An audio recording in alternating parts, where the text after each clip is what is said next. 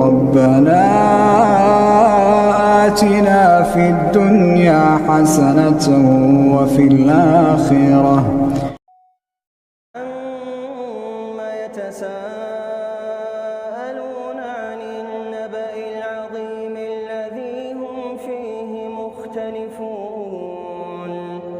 كلا سيعلمون ثم كلا سيعلمون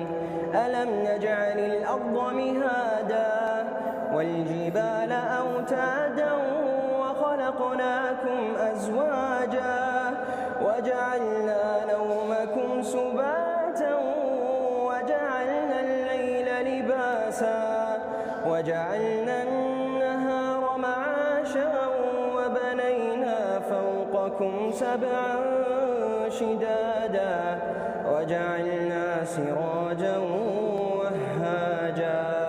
وأنزلنا من المعصرات ماء ثجاجا لنخرج به حبا ونباتا وجنات ألفافا إن يوم الفصل كان ميقاتا يوم ينفخ في الصور فتأتون أفواجا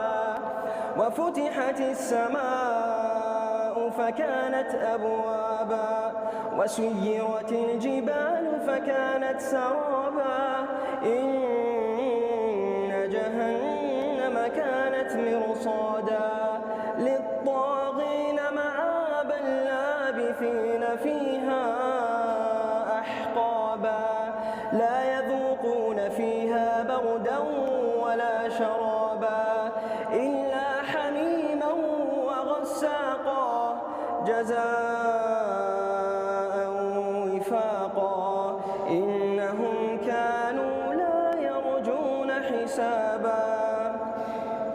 وكذبوا بآياتنا كذابا وكل شيء أحصيناه كتابا فذوقوا فلن نزيدكم إلا عذابا إن للمتقين مفازا حدائق وأعنابا وكواعب أترابا وكأسا دهاقا لا يسمعون فيها لغوا ولا كذابا جزاء من ربك عطاء حسابا رب السماوات والأرض وما بينهما الرحمن لا يملكون منه خطابا يوم يقوم الروح والملائكة صفا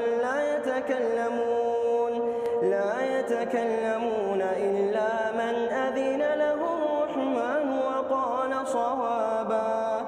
ذلك اليوم الحق فمن